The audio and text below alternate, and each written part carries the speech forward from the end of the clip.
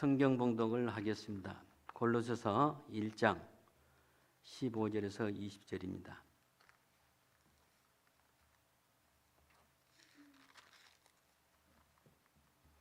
저와 같이 교독하겠습니다. 그는 보이지 아니하시는 하나님의 형상이요 모든 창조물보다 먼저 나신 자니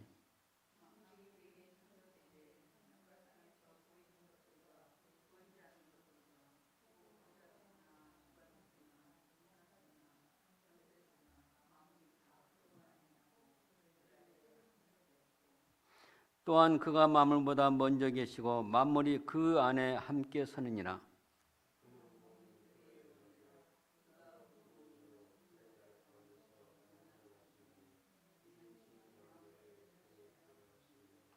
아버지께서는 모든 충만으로 예수 안에 거하게 하시고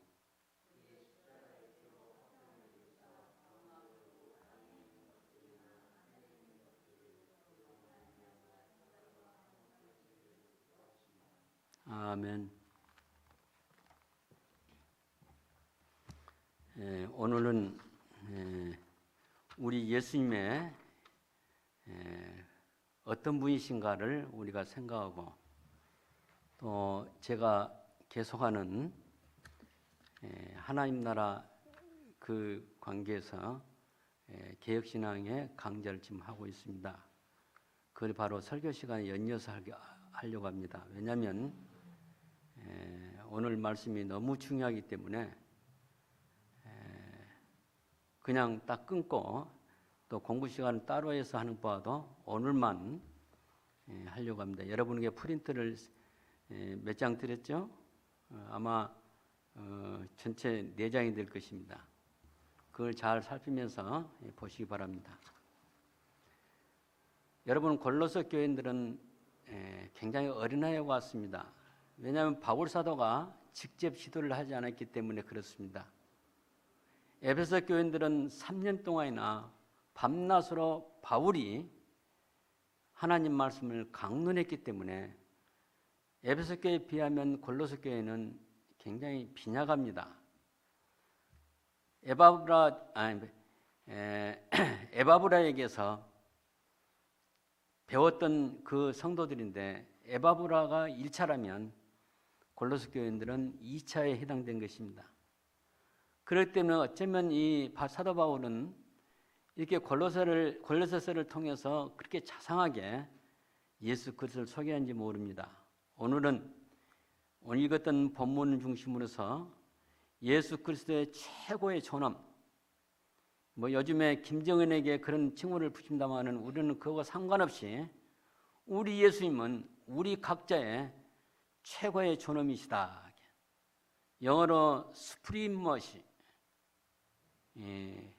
제가 이 단어를 생각할 때 이 영어권 있는 사람들은 얼마나 지극히 높였는가를 생각해 보았습니다. 바울 사도는 옥중에서 멀리 소아시아에 있는 골로새 교회 성도들에게 편지로 말씀을 전하고 있습니다. 오늘 본문은 그의 아들이 어떤 분이신가를 소개합니다. 여기서 그의 아들은 우리 구주 예수 그리스도이십니다.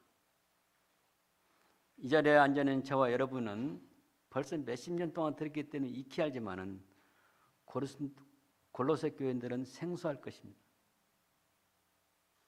바울은 갑자기 예수 그리스도의 위엄과 영광을 말합니다. 갑자기 예수님의 위엄과 영광을 가지고 골로새 교회 성도들의 마음을 치는 것입니다. 예수 그리스도의 최고 존엄이심과 그의 천지를 창조하신 창조의 출발이며 근원이심을 말합니다. 여러분, 예수 그러면 이 교회 밖에서는 어떤 줄 압니까? 세계 4대 성인 중에 한 사람. 그런데 그걸 예수님을 어디다 올려놓냐면 기껏해야 석가모니의 반열에 나란히 앉힙니다. 공자, 소크라테스 이야기를 많이 합니다. 한마디 말하면 영적인 사기꾼들이 하는 이야기예요. 오늘 우리는 우리 주가 되시며 우리의 왕이신 예수 그리스도가 어떤 분인가를 다시 한번 이 골로새서 통해서 생각해 보게 된 겁니다. 예수님은 그냥 일반적인 종교에서 단순히 신앙하는 하나의 신에 불과한 것이 아니라 참 하나님의 자신이시며 모든 피조물의 시작이시고 근본이라는 것을 강조하는 것입니다. 바울은 예수 그리스도가 소위 말하는 범신론에서 말하는 자연신 중에 하나가 아니라 참 하나님이라는 것을 성도들에게 강조하는 것입니다. 범신론이란 뭡니까? 일반 그 귀신론이에요, 귀신론. 예수님을 거기에 끼워넣으면 안 된다 그 말이에요.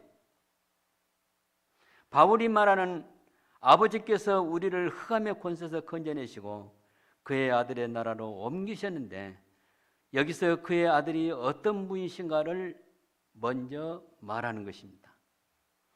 뭐 고상한 용어로 말하면 기독론이죠. 예수 그리스도가 어떤 분이신가? 일반 신학에서 보면요, 교파마다 다 달라요. 장로교 다르고 또 이 복음주의 대표는 감리교가 다르고 성결교가 다르고 순복음이 다르고 다 예수님에 대한 이야기가 다 다릅니다. 우리는 개혁주의 관점에서 예수 그리스도를 말하는 것입니다. 그래서 거기서 우리 예수님은 어떻게 보느냐? 물론 성경에 이것만 나온 것이 아니라 히브리서도 나오고 요한 1서도 나오고 요한복음 1장에도 나옵니다. 예수 그리스도는 어떤 분이냐? 근본 하나님이시다. 근본 하나님이신데 자기 보좌를 버리시고 우리처럼 낮아지셔서 오신 분이고 우리와 함께 하셨고 우리 죄를 대신 짊어지셨고 십자가에서 달려 죽으셨고 이 죽으심은 세상 사람들에게 나는 이렇게 희생한다, 고귀한 희생한다는 그렇게 보여주기 위해서 오신 것이 아니라 우리를 구속하시고 억만지옥에서 구속해서 오신 예수님의 것을 보여주기 위해서 십자가에 달리신 것입니다. 그런데 그분이 알고 보니까 하나님이시고 본체 하나님이시고 근본이시라는 사실입니다.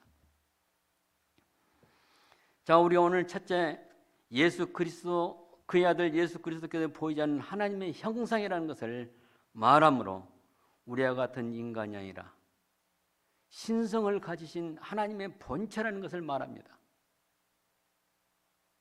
원래 볼 수 없는 하나님이 보이는 하나님으로 오셨을 뿐입니다. 그것도 33년 동안 잠깐. 역사는 영원전부터 영원까지 흐르는데 그 중에 33년은 하나의 점만 또 못하는 것입니다. 그 33년의 예수님의 지상생활은 바로 이 자리하는 저와 여러분을 똑같이 하나님의 아들로 삼기 위해서 오셨습니다. 하나님께서 이미 구약 신명기서부터 언약하시는 나는 너희의 하나님 되고 너희는 내 백성이 되리라. 또 새 언약에서는 너희는 내 백성이 될 것임이라. 이런 말씀으로 약속하셨는데 그 약속을 이루기 위해서 33년 동안 잠깐 다녀가신 것뿐입니다. 원래 볼 수 없는 하나님이 볼 수 있는 하나님으로 오셨는데 이것은 예수님의 성육신 교리를 말해주고 있습니다. 이 예수님의 성육신 교리는 지상에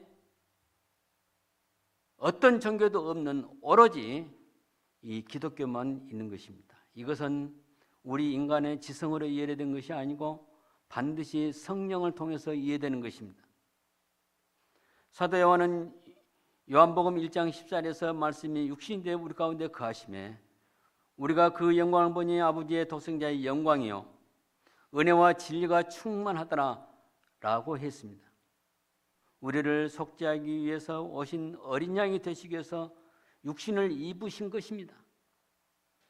예수님이 친히 삼중직을 가지고 계신데 왕이시며 제사장이며 선지자이십니다. 지상에 3년 동안 계실 때 선지자 역할을 하셨습니다. 천국의 비밀을 소개해 주셨습니다. 그 다음에 제사장으로서 자신이 제물이면서 제사장으로서 십자가에서 우리 죄를 속죄하기 위해서 속죄제를 지내신 분입니다. 속죄제를 지내신 제사장이십니다. 그 다음에 부활하심으로 우리 예수님은 승계하셔서 하나님이 최고의 존재에 자리를 앉히셨는데 왕으로 앉히신 것입니다. 우리를 속죄하기 위해서 오신 예수님, 어린 양, 많은 사람들은 여기서 멈춰버립니다. 야, 나는 교회 나갔으니까 이제는 예수님이 내 죄를 다 용서했어. 여기다 끝나버려요. 그게 신앙이 아니에요. 우리는 그때까지 그 순간만 보는 신앙이 아닙니다. 영원한 나라, 앞으로 장차 우리가 가는 나라가 따로 있다는 거예요. 그 나라에서 우리가 영생하고 우리 예수님이 왕이시며 주권자이시며 최고 통치자이시며 그 안에 우리는 그의 백성이 된다는 사실입니다. 그러므로 바울은 여기서 예수님은 우리의 최고의 존엄이시다라고 강조하는 것입니다. 여러분 다시 골로새 그 교회 그 당시 형편 돌아간다면 그 사람들 머릿속에는 예수님이 그렇게 실감이 안 납니다. 어떤 하나의 인간을 볼 수도 있고 스승으로 볼 수도 있는데 바울은 로마 황제보다 뛰어나고 그리스도 신화에 나오는 어떤 힘보다 뛰어나는 창조의 근원이고 천지가 있기 전에 먼저 계신 분이고 모든 만물을 그가 창조하셨고 그러면서 보이지 아니하는 하나님의 형상이 보이는 하나님을 오셨다 이를 강조하는 것입니다. 오늘 이 자리에 앉으신 저와 여러분은 이 말씀 안에 우리가 들어가야 합니다. 그 다음에 두 번째 바울은 예수 그리스도는 모든 창조물보다 먼저 나신 자라고 소개합니다. 그리고 만물이 그로 말미암아 창조되었고 그와 함께 섰다 그랬어요. 함께 섰단 말은 무엇입니까? 그 만물 안에 계신다 그 말이에요. 그 만물을 통치하시고 운행하신다 그 말이에요. 며칠 전에 7월 4일과 5일 이틀간의 대지진이 이 근처에 일어났습니다. 이걸 누가 주관하시냐면 창조주이신 예수 그리스도가 함께 서서 주관하시는 겁니다. 모든 창조물보다 먼저 나신 분이고 또 그로 말미암아 하늘과 땅에서 보이는 것들과 보이지 않는 것들과 모든 지위와 권세까지도 창조하시다 그랬어요. 이것은 바로 예수 그리스도가 창조의 근원이라는 사실을 말해주는 것입니다. 창조의 근원, 창조의 뿌리. 예수님은 옛 창조의 시작임을 말해주고 그 주인이 되신 것을 보여주는 것입니다. 옛 창조는 바로 천지가 창조될 때 해가 만들어지고 또 별이 만들어지고 또 물이 있으라면 물이 있고 또 바다가 만들어지고 또 육지가 만들어지고 그런 형성되는 그 창조. 제일 마지막에 모든 짐승과 우리 인간을 창조하시고 또 일곱째 된 날에 쉬셨던 그 창조. 그때 우리 예수님이 창조의 주역이었습니다. 그 다음에 세 번째로 생각한 것은 가장 중요한 예수 그리스도는 교회의 머리가 되신다는 것입니다. 여기서는 지상에 보이는 것 창조는 옛 창조라면 바로 예수님은 교회의 새 창조, 하나님 나라 새 창조의 시작이라는 것입니다. 하나님의 영원한 계획은 지상의 죄악으로부터 오염된 것을, 죄악으로 오염된 것을 심판하시고 새 언약에 기초하여 새 창조하는 것입니다. 제가 지난주 그 앞주 새 언약에 대해서 말씀이고 오늘은 새 언약이 어떻게 이루어지는가를 지금 보여주려고 합니다. 그 교환을 이 설교 본문 다음에 제가 3페이지로 이렇게 만들었어요. 이 새 언약의 기초에서 우리 예수님은 교회를 세우신 것입니다. 그게 바로 새 창조예요. 그러므로 예수님은 교회의 근본이십니다. 이 말은 교회의 기초가 되시는 것입니다. 우리가 흔히 교회를 몸으로 비유해서 예수님은 머리시고 그의 성도들은 그 몸을 구성한 지체로 말합니다. 이것은 어떤 조직체로 보이는 그 교회를 설명할 뿐입니다. 그런데 우리 예수님은 교회의 머리가 되시면 권위로서 머리가 되신 것입니다. 권위로서 교회의 헤드십이 된다는 사실입니다. 그는 새 언약에 기초하여 현재와 미래의 메시아 왕국의 최고 통치자이심을 말해줍니다. 여기서 교회는 제가 작년 12월 30일에 설교했던 무형교회를 참고하시기 바랍니다. 이거 교회예요. 그런데 오늘날 우리 지상에 있는 교회들은요, 뭐 가데나나 뭐 LA나 뭐 전 세계 뭐 존재하는 교회들은 이 교회에서 이탈되거나 또 도달하지 못하는 교회들 수없이 많습니다. 이건 주님만이 아십니다. 이 교회는 영적인 추수기가 끝나면 완성될 것입니다. 오늘 이 자리에 앉아있는 저와 여러분은 이 교회에 속한 이 주님이 머리시고 몸된 교회의 한 멤버가 되시길 바랍니다.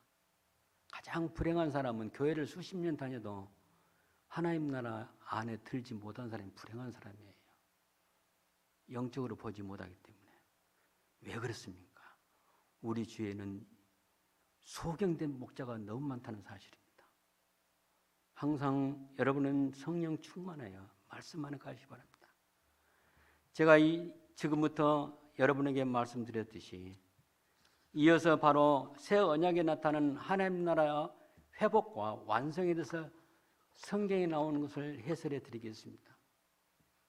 제가 이 교환을 어떻게 구성했냐면 성경 말씀을 그대로 옮기고 그 밑에 설명을 했습니다. 제가 오늘 처음에 이사야서 2장 2절부터 4절 말씀을 소개합니다. 말일에 여호와의 전에 산이 모든 산 꼭대기에 굳게 설 것이요 모든 작은 산 위에 뛰어나리니 만방이 그리로 모여들 것이라. 이 말씀은 말일은 넓게는 신약시대를 말합니다.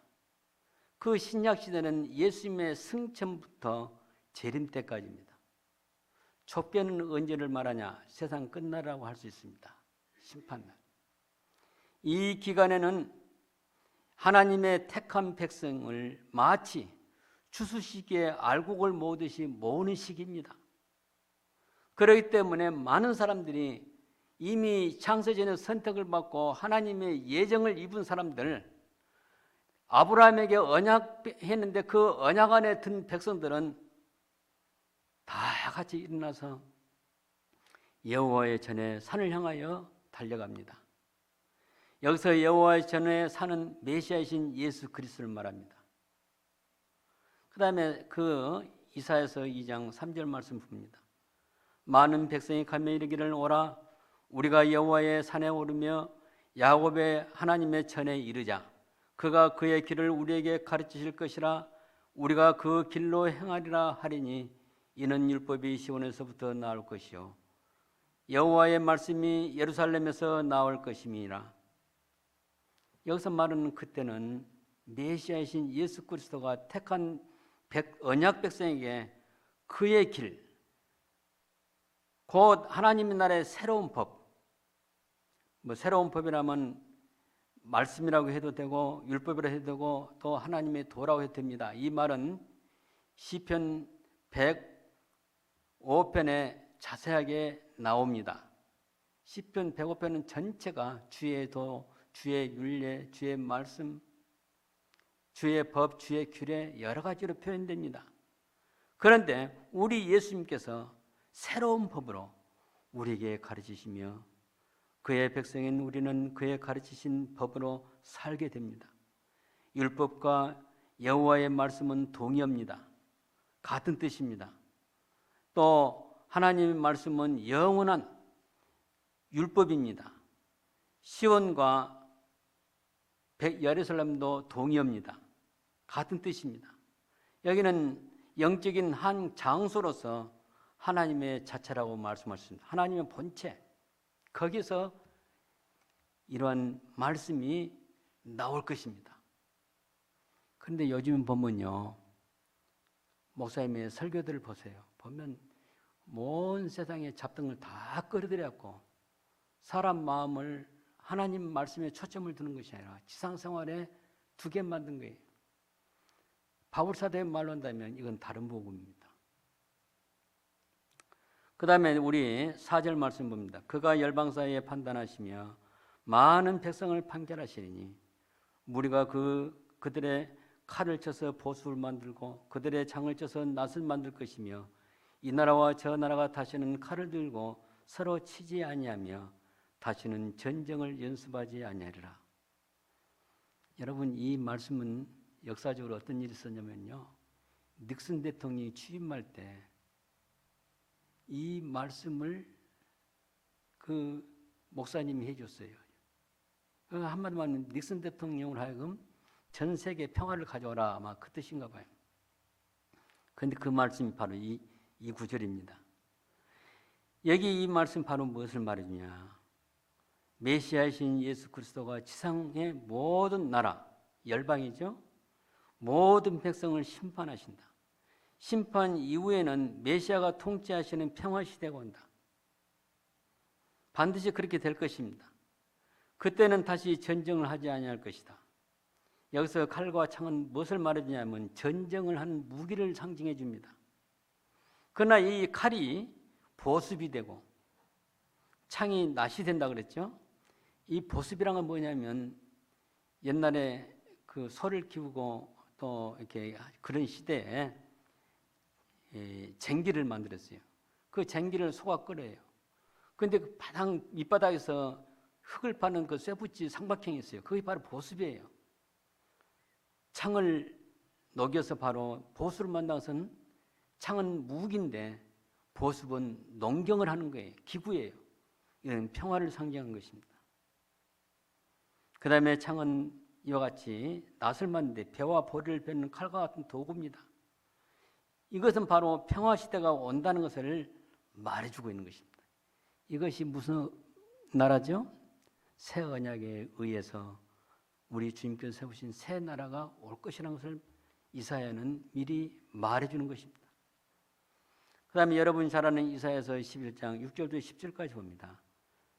6절부터 보면 그때 이리가 어린 양과 함께 살며 표범이 어린 염소와 함께 누우며 송아지와 어린 사자와 살진 짐승이 함께 있어 어린아이에게 끌리며 암소와 곰이 함께 먹으며 그것들의 새끼가 함께 엎드리며 사자가 소처럼 풀을 먹을 것이며 젖먹는 아이가 독사의 구멍에서 장난하며 젖된 어린아이가 독사의 굴에 손을 넣을 것이라. 여러분, 상상할 수 없는 그런 이야기죠. 사실 여기 보면 이리는 맹수입니다. 표범도 맹수입니다. 이리가 어린 양과 함께 삽니다. 이 맹수가 아니라 그때는 다 이리뿐만 아니라 표범 또 뭐 이런 어린 사자까지도 다 온순해져서 어린아이와 함께 있고 어린 염소와 함께 있고 송아지와 함께 있고 또 사자가 짐승들 잡아먹는 것이 아니라 소처럼 풀을 뜯고 그런 시대가 온다는 거예요.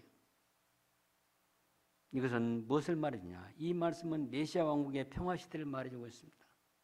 실제로 장차 천국에서 이런 일이 완성된 그런 것으로 보일지 모르지만은 안 보일지라도 이사야 선지자는 바로 이 말씀을 통해서 메시아의 왕국이 오면 이런 전쟁이 없고 모두가 다 평화를 누리는 그런 시대가 온다는 것을 말해주고 있습니다.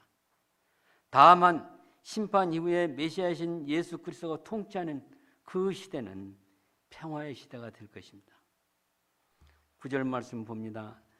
내 거룩한 산 모든 곳에 해됨도 없고 상함도 없을 것이니 이는 물이 바다를 덮음같이 여호와를 아는 지식이 세상에 충만할 것입니다. 이 말씀에 근거해서 요즘 복음성가가 나와 있죠.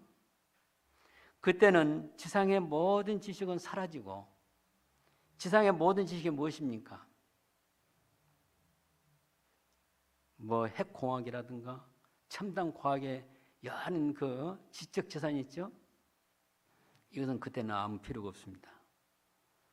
여호와를 아는 지식만으로 충만하게 됩니다.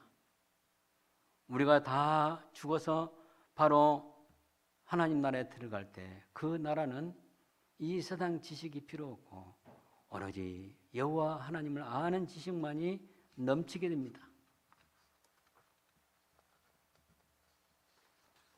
그 다음에 10절 말씀 봅니다. 그날에 이새의 뿔에서 한 싹이 나서 만민의 기호로서 설 것이요 열방이 그에게로 돌아오리니 그가 거한 곳이 영화로우리이다. 여기서는 어떻게 보면 뭐 예수님의 탄생부터 우리 생각해 볼 수도 있죠. 예수 그리스도는 깃발처럼 높이 서게 됩니다. 깃발처럼, 이 기호란 말은 깃발을 말해요. 영어로 말하면 플래그를 말해요. 왕 위에 굳게 설 것이며 구성을 받은 천국 시민 곧 창세전에 선택을 받고 언약 백성 안에 들어있는 그 사람, 바로 우리의 주이시며 구속주신 영원하신 왕 예수 그리스도께서 돌아오시며 그가 계신 나라는 영원한 곳이 되는 것입니다. 여기서 말하는 이세는 다윗의 아버지를 말하는데 아브라함의 후손이며 유다 지파에 속한 육신적으로 예수님의 조상입니다. 거기에서 한 싹이 나는데 그 싹은 바로 예수 그리스도가 탄생할 것을 보여줍니다. 사실 이 말씀 뒤에 물론 그 앞에 7장에 보라 처녀가 잉태의 아들 낳으니 이는 뭡니까?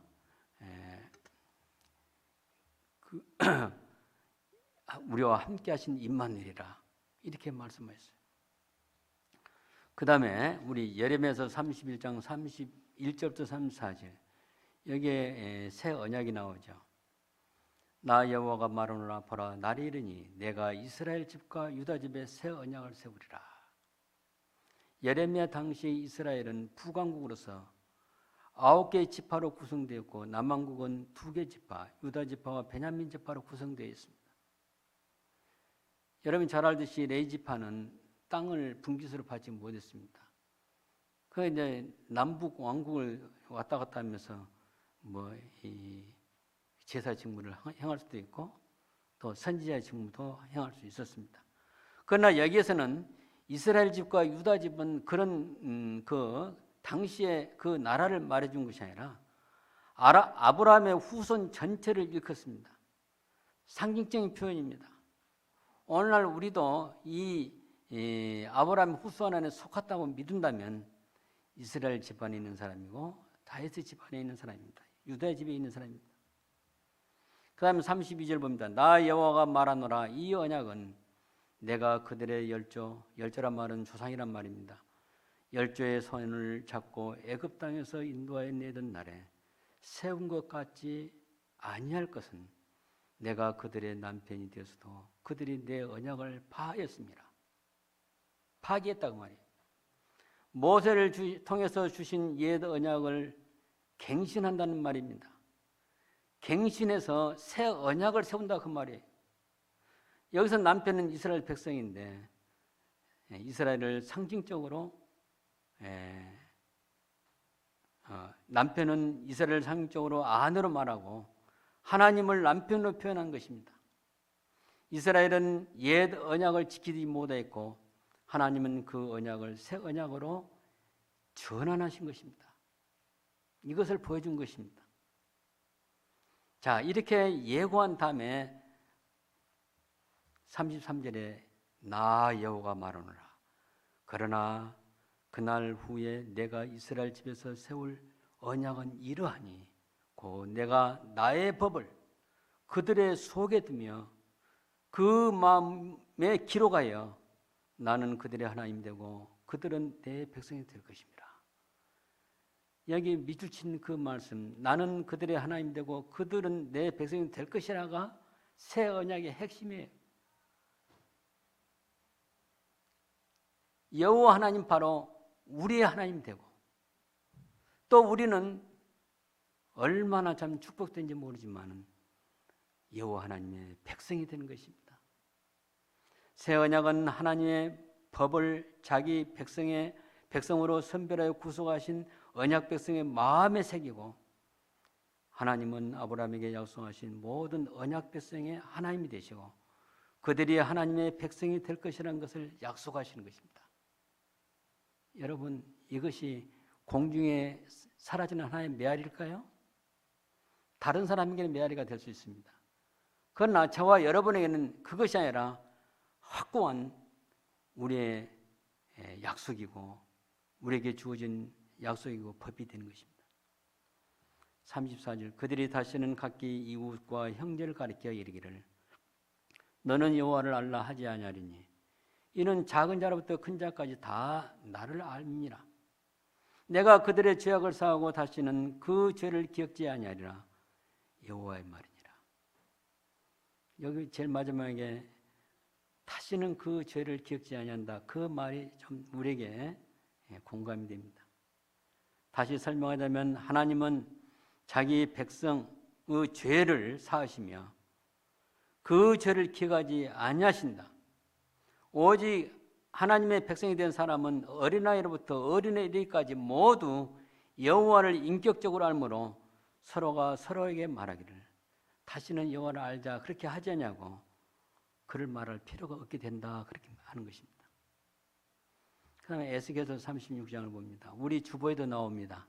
우리 주보에는 그 중에 한 부분만 글을 올린 것입니다. 내가 너희를 여러 나라 가운데서 인도하여 내고 여러 민족 가운데서 모아 데리고 고국 땅에 들어가서 개혁성경에는 고토라고 나와요. 고국 땅에 돌아가서 마지막 시대에 하나님께서 만방에 흩어져서 사는 자기 백성을 모아 하나님이 통치하시는 나라 곧 메시아 왕국으로 인도하시게 됩니다. 메시아 왕국은 무형교회예요. 여러분은 그걸 기억하시기 바랍니다. 그 다음에 25절 말씀 맑은 물을 너희에게 뿌려서 너희로 정결하게 하되 곧 너희 모든 더러운 것에서와 모든 우상 숭배에서 너희를 정결케 할 것이며 죄로 오염된 자기 백성을 더럽힌 죄악과 우상 숭배한 과거까지 이런 모든 것을 맑은 물로 씻게 됩니다. 이 맑은 물은 어떤 사람은 예수님의 보혈이라고 말씀하십니다. 그 말도 틀린 말은 아니죠. 그 말씀하는 하나님의 말씀입니다. 하나님의 법입니다. 하나님의 말씀입니다. 그 말씀으로 우리를 깨끗하게 합니다.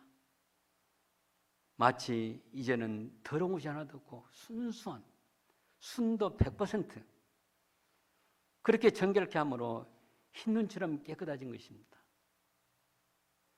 자, 그런 사람에게 하나님은 또 어떤 작업을 하시냐? 26절 말씀입니다. 또 새 영을 너희 속에 두고 새 마음을 너희에게 주되 너희 육신에서 굳은 마음을 제하고 부드러운 마음을 줄 것이며. 자, 우리 예수님은 우리를 정결케 한 다음에 성령을 자기 백성 안에 두시며 새로운 마음을 주시며 죄로 오염되고 길들여진 옛날 죄의 습관을 수술하듯이 제거하시고 우리 안에 하나님의 거룩한 성품을 나타내는 부드러운 마음을 주신다는 거예요. 새로운 마음은 바로 모든 지식과 생각, 행동까지도 새롭게 하신 마음입니다. 그리고 이 굳은 마음은 바로 무엇이냐? 우리가 죄 가운데 살 때 길들여진 죄의 습성을 말하는 거예요. 항상 우리 마음속에 나도 모르게 툭 튀어나오고 있어요. 시기하기도 하고 또 남의 것을 탐하기도 하고 욕심내기도 하고 나도 모르게 그 튀어나올 때가 있어요. 이런 것까지도 다 제거해 주시고 그 대신 그 자리에 하나님의 거룩한 성품을 주신다는 거예요. 다음 27절 봅시다. 또 내 영을 너희 속에 두어 너희로 내 율례를 행하게 하리니 너희가 내 율례를 지켜 행할지라. 이 말씀은 바로 성령을 자기 백성 안에 계시게 하심으로 오직 하나님의 말씀으로 행하게 하시는 걸 말합니다. 28절 내가 너희 조상에게 준 땅에서 너희가 거주하면서 내 백성이 되고 나는 너희의 하나님이 되리라. 구속함을 받은 자기 백성으로 하여금 회복된 하나님 나라에 있게 하시며 우리는 하나님의 백성이 되며 하나님은 우리의 하나님 되신다. 이 약속은 영원한 약속이고 최고의 약속이다. 이 약속이 여러분에게 있기 바랍니다.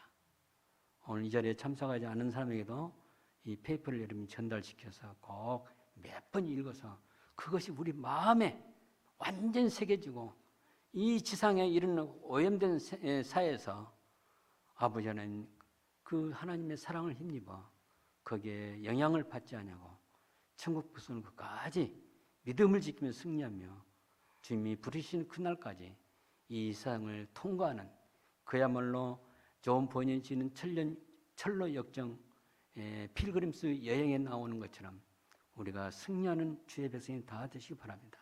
기도하시겠습니다.